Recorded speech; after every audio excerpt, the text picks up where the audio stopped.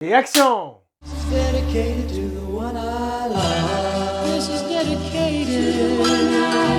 Bong Joon-ho est sans conteste un excellent réalisateur.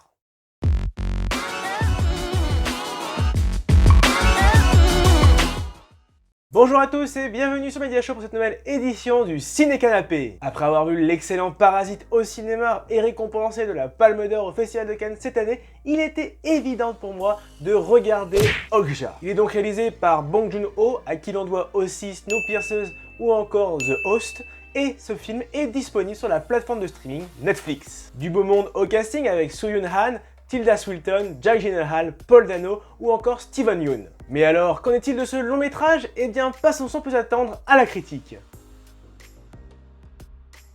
Pendant 10 longues années, la jeune Mija s'est occupée de Okja, un énorme animal au grand cœur auquel elle a tenu compagnie au beau milieu des montagnes en Corée du Sud. Mais la situation évolue lorsqu'une multinationale capture Okja et transporte l'animal à New York, où Lucy Mirando, la directrice narcissique et égocentrique de l'entreprise, a de grands projets pour cet animal.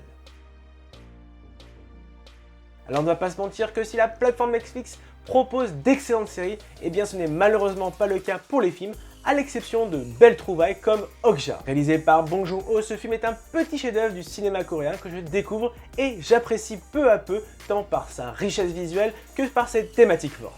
Alors la force du scénario, c'est avant tout les messages qu'il véhicule. Tout d'abord avec cette satire frappante de l'industrie agroalimentaire, alternant intelligemment entre les scènes d'humour et les scènes dramatiques qui sont même parfois vraiment choquantes. En effet, le réalisateur exprime son dégoût de la société de consommation actuelle d'une manière tellement crue, et bien que le film ne vous laissera pas indifférent. De plus, on y retrouve également une thématique chère à Bong Joon-ho, à savoir la différence des classes sociales, faisant une belle opposition entre les riches fortunés cupides et les ruraux qui sont férocement exploités. C'est à la fois fort, poignant et cruel, avec également une critique de la surmédiatisation. Ces trois thématiques fortes sont servies par une histoire déchirante et riche en émotions, par un rythme maîtrisé avec un fort suspense, par des personnages attachants, bien développés et des antagonistes crédibles, et enfin par cette touchante amitié entre la jeune Mija et son animal Okja. Au final, le réalisateur nous propose un excellent scénario, mêlant à merveille le drame, l'aventure et la science-fiction.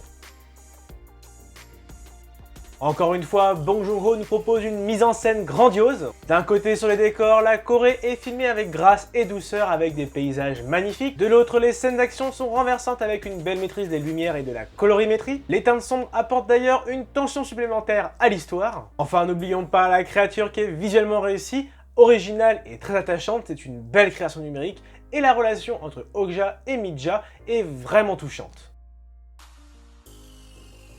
Terminons par le casting qui est également vraiment bon. Il est formé par Tilda Swinton avec un rôle qui colle parfaitement à son caractère, Jake Gyllenhaal qui est complètement dingue dans son rôle, Giancarlo Esposito que l'on connaît majoritairement dans Breaking Bad, Steven Yeun ou encore Paul Dano avec une excellente interprétation. Sans oublier Soo Yoon-han qui est merveilleuse dans le rôle de Mija.